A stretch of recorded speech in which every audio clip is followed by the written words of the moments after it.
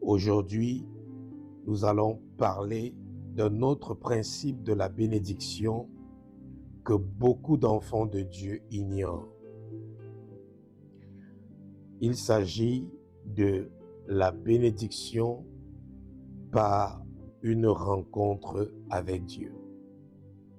La bénédiction par une rencontre avec Dieu.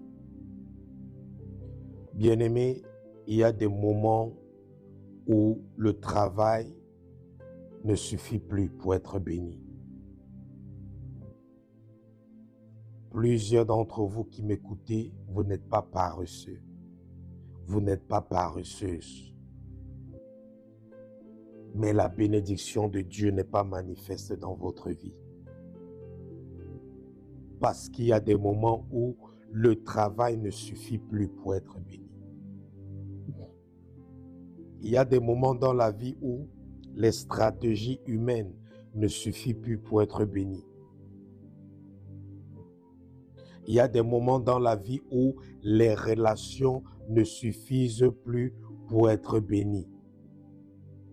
Et si tu ne comprends pas ça, bien-aimé, tu vas travailler comme un éléphant. Tu vas utiliser toutes les stratégies qui existent. Tu vas faire recours à toutes les relations, mais tu ne seras pas béni. Pourquoi? Parce que il y a des bénédictions qu'on obtient, il y a des bénédictions que les enfants de Dieu obtiennent au travers d'une rencontre personnelle et surnaturelle avec Dieu.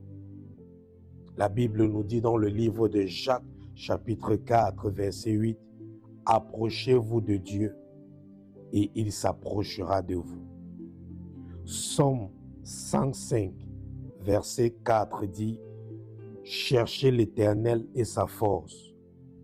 Cherchez continuellement sa face. » Ce problème, c'est le problème dans lequel Jacob s'était retrouvé.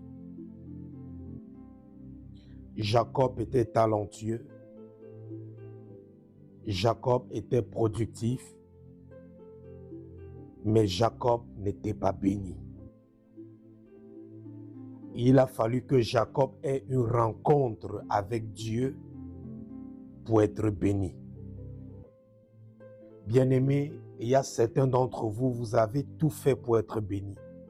Vous avez même sémé. Vous avez même fait des sacrifices. Vous obéissez à Dieu. Mais jusqu'à là, vous n'êtes pas béni. Je rencontre des personnes souvent qui obéissent à Dieu, mais elles ne sont pas bénies. La bénédiction de Dieu n'est pas manifeste dans leur vie. Je rencontre des personnes qui craignent Dieu, des personnes qui aiment Dieu, des personnes qui servent Dieu de tout leur cœur. Mais ces personnes ne sont pas bénies. Pourquoi? Parce que ces personnes ignorent certains principes de la bénédiction. Il y a des bénédictions que tu ne pourras que obtenir au travers d'une rencontre personnelle et surnaturelle avec Dieu. Ouvrons notre Bible dans le livre de Genèse, plutôt pas Somme, Genèse chapitre 32, versets 24 à 30. Genèse chapitre 32, versets 24 à 30 dit, « Jacob demeura seul. Alors un homme lutta avec lui jusqu'au lever de l'aurore. Voyant qu'il ne pouvait pas le vaincre, cet homme le frappa à l'emboîture de la hanche.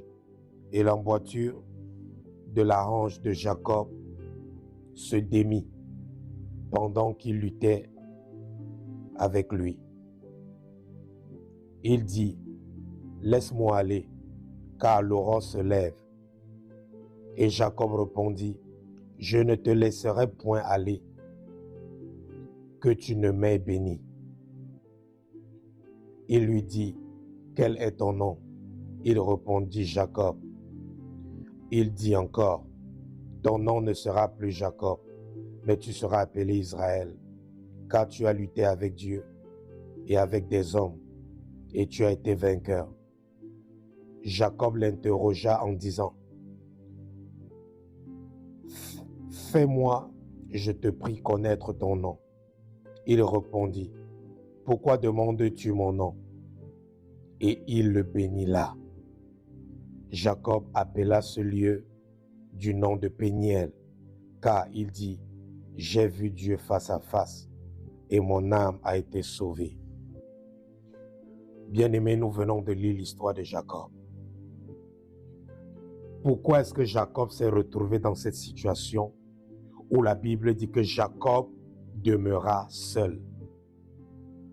Jacob avait une femme, il avait des femmes, des concubines, il avait des enfants, il avait des biens. Mais la Bible dit que Jacob demeura seul. Jacob s'est séparé de tout. Il s'est retrouvé seul. Pour faire quoi? Pour rechercher la face de Dieu. Pour avoir une rencontre personnelle et surnaturelle avec Dieu. Parce qu'il avait constaté qu'il n'était pas béni. Et pourquoi il n'était pas béni? Bien-aimé, Jacob était talentueux. Il était travailleur. Il avait les dons. Il avait les talents. Il était intelligent. Il était productif. Parce que tout ce qu'il faisait chez son beau-père, ça portait des fruits. Ça réussissait. Pourtant, sa vie était marquée par l'injustice, la manipulation, la frustration.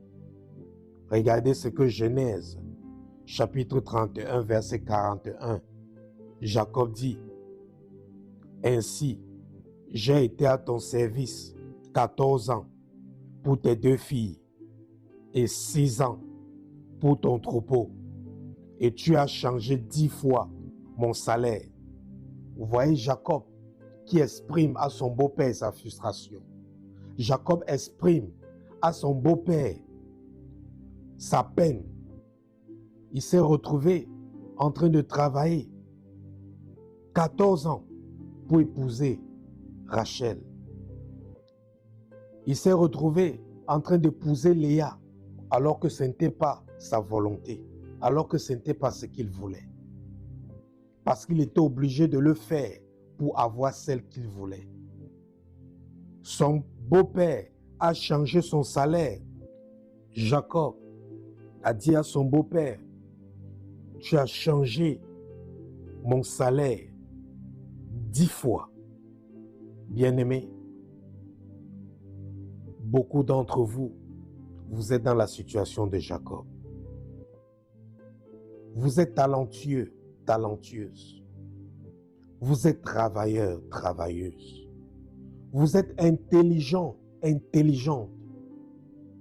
Vous êtes sage. Mais vous êtes frustré. Vous vivez la frustration. Vous êtes embarrassé par votre situation, comme c'était le cas de Jacob. Bien-aimé, Jacob a dit, « Je ne peux plus continuer à vivre comme ça. Il faut que j'aille rencontrer Dieu face à face. Il faut que j'aille rencontrer Dieu face à face. » Bien-aimé, dans cette vie, on peut être compétent, on peut être discipliné, on peut être actif, mais manquer de la dimension de la bénédiction divine. Tu dois savoir que le travail seul ne remplace pas la faveur de Dieu. Le travail seul ne remplace pas la bénédiction de Dieu. La Bible dit dans le livre de Psaume 127, verset 1, « Si l'Éternel ne bâtit la maison, ceux qui la bâtissent travaillent en vain. » Bien-aimés, il y a la bénédiction qui ne s'obtient que par une rencontre personnelle avec Dieu. Et dans ce cas, tu dois te lancer dans une recherche spirituelle intense de la face de Dieu. Et c'est ce que Jacob a fait. C'est ce que Jacob a fait. Jacob ne voulait plus seulement survivre ou réussir, mais Jacob voulait être béni par Dieu lui-même. C'est pour ça qu'il a dit dans Genèse 32, verset 26, « Je ne te laisserai point aller, que tu ne m'aies béni. » Jacob a dit, « Je ne te laisserai pas aller, que tu m'aies béni. » Bien-aimé, cela nous montre que certaines bénédictions ne viennent que par la persévérance dans la prière, la soif spirituelle, la détermination, l'engagement. Certaines bénédictions ne viennent pas par la routine spirituelle, bien-aimé. Ta routine spirituelle ne va pas amener dans ta vie certaines bénédictions. Il y a certaines bénédictions dans ta vie qui ne viendront que par la persévérance dans la prière, la soif spirituelle, la détermination et l'engagement, bien-aimé. Et Dieu a dit dans Jérémie, chapitre 29, verset 13, « Vous me chercherez et vous me trouverez si vous me cherchez de tout votre cœur. » Vous me chercherez, vous me trouverez, si vous me cherchez de tout votre cœur. Bien-aimé, le royaume des cieux est forcé. Et ce sont ceux qui sont violents, qui s'en emparent. Matthieu chapitre 11, verset 12. Le royaume des cieux est forcé. Il y a des bénédictions qui ne s'obtiennent pas, ça s'arrache. La bénédiction que Jacob a obtenue, il ne l'a pas reçue. Il a arraché cette bénédiction. Bien-aimé, quand Dieu vient visiter Jacob, il n'avait pas l'intention de bénir Jacob. Et la preuve que Dieu n'avait pas l'intention de bénir Jacob, c'est qu'après avoir lutté avec Jacob, l'ange dit à Jacob, l'aurore est déjà en train de se lever. Laisse-moi partir. Donc l'ange était déjà en train de partir. Mais Jacob a décidé de ne pas laisser l'ange partir.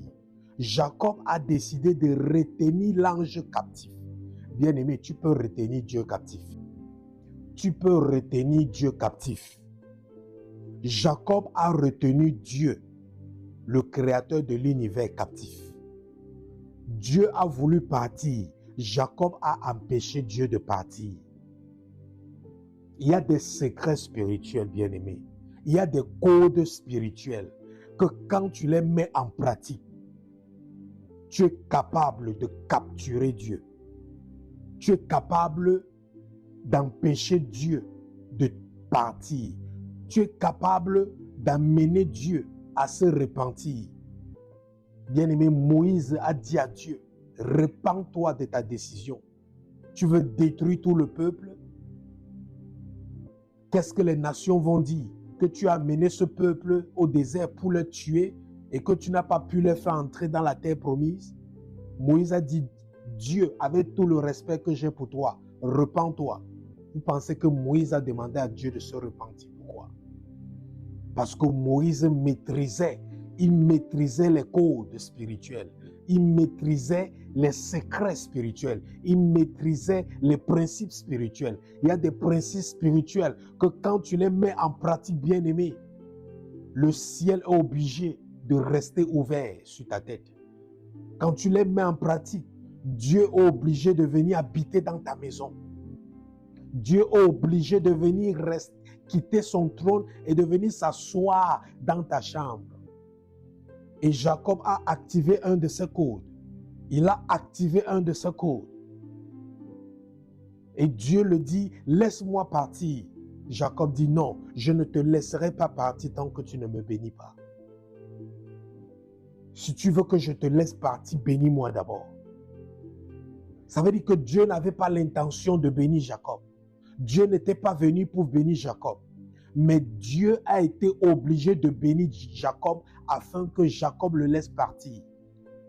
Bien-aimé, tu peux amener Dieu à venir faire ce qu'il n'avait pas prévu de faire si tu sais comment le toucher, si tu sais comment toucher son cœur. Bien-aimé, il y a des enfants qui connaissent comment toucher le cœur de leurs parents. Quand ils posent certaines actions, ils savent que quoi que soit ce qu'ils demandent aux parents, le parent va donner. Pourquoi? Parce qu'ils ont étudié le parent. Ils ont étudié ce que le parent aime. Ils ont étudié ce qui touche le cœur du parent. Et ils savent que quand ils le font, le parent se retrouve dans une position de faiblesse et est obligé de donner une suite favorable à leur demande. Bien-aimé, il y a des domaines que quand tu touches, Dieu va se retrouver dans une position de faiblesse vis-à-vis de toi. Il sera obligé de te donner une suite favorable à ta demande. Je ne sais pas quelle bénédiction tu as besoin dans ta vie. Je ne sais pas ce que tu veux que Dieu te donne dans ta vie, bien-aimé. Je ne sais pas le type de bénédiction qui te manque en ce moment.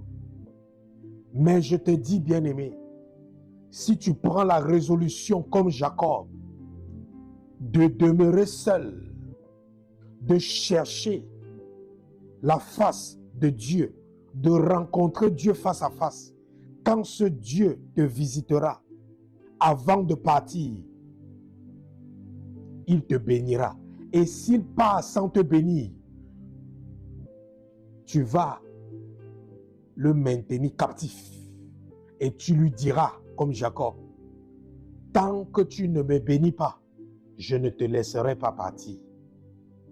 Bien-aimés, nous qui sommes dans la nouvelle alliance, spirituellement, nous sommes plus positionnés que tous ceux qui étaient dans l'ancienne alliance. Si Jacob, qui était dans l'ancienne alliance, a pu maintenir Dieu captif pour que Dieu exauce sa demande, combien de fois plus forte raison, toi qui es dans la nouvelle alliance? Et la Bible nous dit que la nouvelle alliance est plus glorieuse que l'ancienne alliance. La Bible nous dit que la nouvelle alliance est plus grande, est plus puissante que l'ancienne. Donc toi et moi, nous sommes dans la nouvelle alliance. Nous sommes supposés faire au-delà de ce que Abraham, Moïse, Jacob, Isaac ont fait. Bien-aimé, ton intelligence n'est pas suffisante pour être béni. Tes diplômes ne sont pas suffisants. Tes relations ne sont pas suffisantes. Tu as tout ce qu'il faut pour te marier, mais tu n'arrives pas à te marier. Pourquoi? Parce que tout ce que tu as n'est pas suffisant.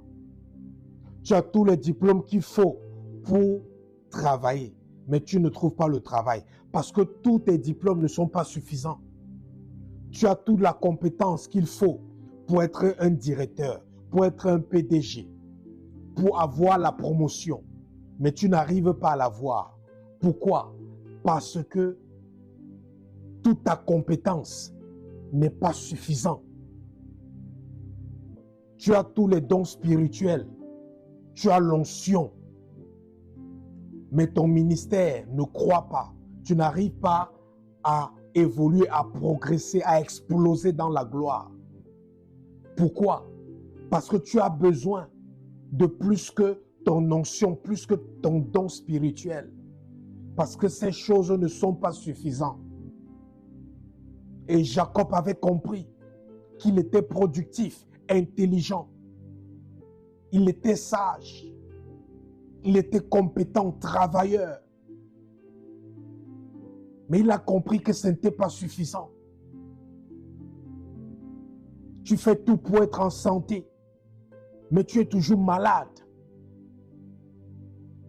Parce que veiller sur sa santé n'est pas suffisant pour avoir la santé. Bien-aimé, à un moment donné, quand tu as tellement cherché la bénédiction dans un domaine de ta vie et que ça n'arrive pas, fais comme Jacob.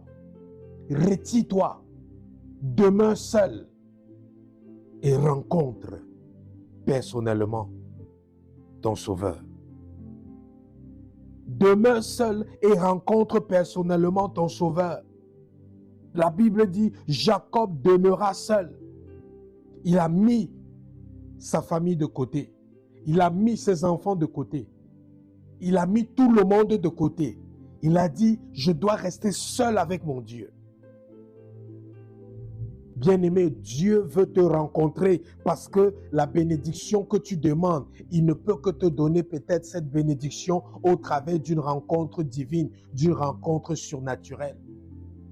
Et tant que tu ne rencontres pas Dieu face à face, tant que tu ne rencontres pas Dieu face à face, bien-aimé, tu n'auras pas cette bénédiction.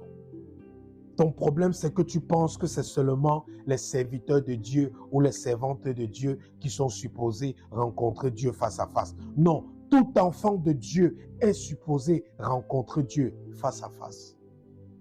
Tout enfant de Dieu est supposé rencontrer Dieu face à face. Tout enfant de Dieu qui est né de nouveau est un sacrificateur. Par conséquent, un sacrificateur est un serviteur d'un autel divin. Et Dieu a été clair dans Jérémie chapitre 29, verset 13. Vous me chercherez et vous me trouverez si vous me cherchez de tout votre cœur. Si tu cherches Dieu de tout ton cœur comme Jacob, même cette nuit, Dieu va te visiter. Si tu cherches Dieu, Dieu va te visiter. Dieu va te visiter. Si tu le cherches de tout ton cœur, il va te visiter parce qu'il n'est pas un menteur. Il n'a jamais menti. Sa parole est la vérité. Sa parole est vraie. Quand tu la mets en pratique, Dieu veille à ce que sa parole soit accomplie. Dieu veille à ce que ses desseins soient exécutés. Il est temps pour toi de te lancer dans une recherche d'une rencontre personnelle avec Dieu. Oui, Dieu doit te visiter. L'ange de Dieu doit te visiter. Jésus doit te visiter. Soit l'ange de Dieu envoyé par Dieu te visite, soit c'est Jésus qui te visite, soit c'est Dieu lui-même qui te visite. Soit c'est le Saint-Esprit qui te visite. Mais Dieu doit te visiter.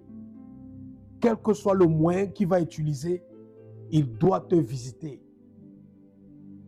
Si tu le recherches de tout ton cœur. Jacques chapitre 4, verset 8. Approchez-vous de Dieu et il s'approchera de vous. Tu ne peux pas t'approcher de Dieu et Dieu s'éloigne de toi. Tu ne peux pas t'approcher de Dieu et Dieu s'éloigne de toi. Tu ne peux pas te séparer pour te rapprocher de Dieu et Dieu s'éloigne de toi. Non, la Bible ne ment pas. Lorsque tu te rapproches de Dieu, Dieu va se rapprocher de toi. Psaume 105, verset 4. Cherchez l'Éternel et sa force. Cherchez continuellement sa face. Cherchez l'Éternel et sa force. Cherchez continuellement sa face. Cherchez continuellement sa face. Recherchez la face de Dieu. Recherchez la face de Dieu. Recherchez une rencontre avec le Sauveur. Recherchez une rencontre avec le Dieu qui bénit. Jacob a dit dans Genèse 32, verset 30. La Bible dit, Jacob appela ce lieu du nom de Péniel, car il dit, j'ai vu Dieu face à face et mon âme a été sauvée. J'ai vu Dieu face à face et mon âme a été sauvée. Donc si Jacob mourait, Jacob allait en enfer. Si Jacob mourait sans rencontrer Dieu face à face, Jacob devait aller en enfer. Parce que c'est après sa rencontre avec Dieu que Jacob a compris qu'il venait de sauver son âme. Bien-aimé, l'Esprit de Dieu t'appelle à un engagement. dans une recherche d'une rencontre personnelle, une rencontre divine avec Jésus-Christ, avec le Saint-Esprit, avec l'ange envoyé par Dieu ou avec le Père lui-même. Et pour rechercher la face de Dieu continuellement, comme l'a dit le livre de Psaume 105, il faut que tu aies la soif. Si tu n'as pas la soif, s'il n'y a pas la soif en toi, la soif de Dieu, tu ne pourras pas chercher sa face continuellement. Jacob s'est retrouvé dans une situation ou dans une condition où il avait soif de rencontrer Dieu. Quand tu as soif de rencontrer Dieu, tu vas le rencontrer. Et toute personne qui m'écoute en ce moment, Dieu veut que tu le rencontres. Et c'est pour ça qu'il t'a permis de te connecter aujourd'hui pour écouter ce message. Dieu veut que tu le rencontres. Dieu veut te rencontrer. Dieu veut te rencontrer. Et si tu te rapproches de lui, il va se déplacer pour venir te rencontrer.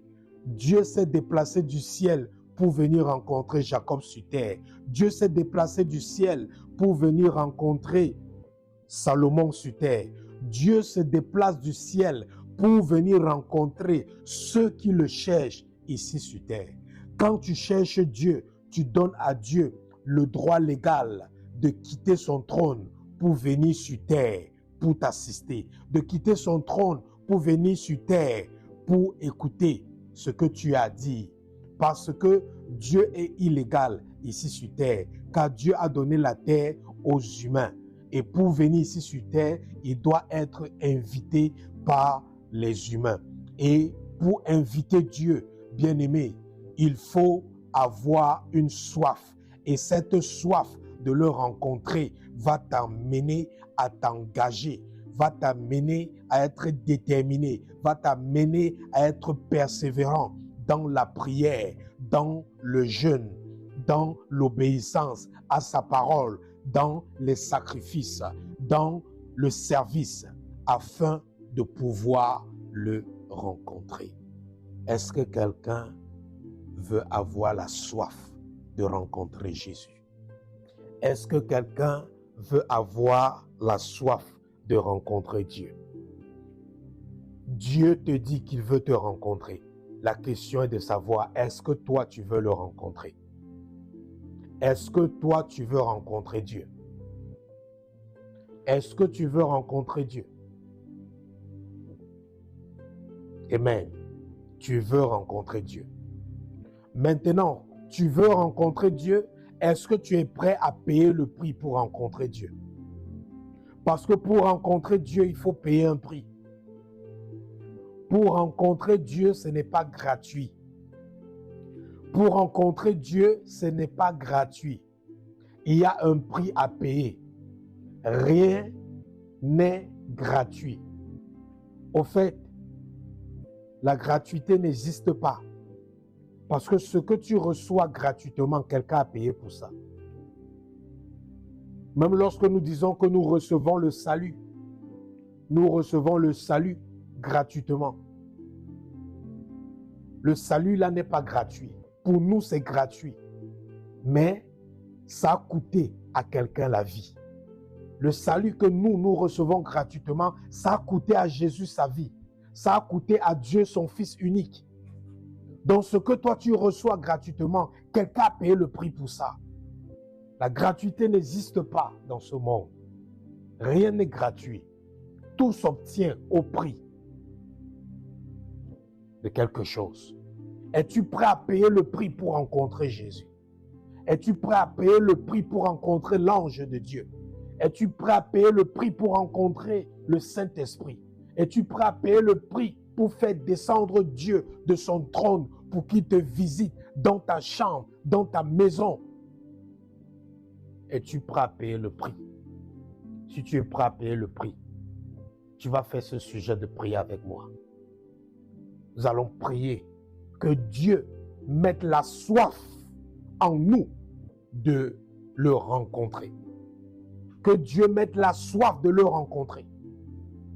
Parce que lorsque tu as la soif de rencontrer Dieu, tu vas oublier de manger. Tu vas oublier de boire de l'eau. Tu vas oublier de te distraire comme d'habitude. Parce que cette soif va prendre toute ton attention. Cette soif va prendre toute ton énergie.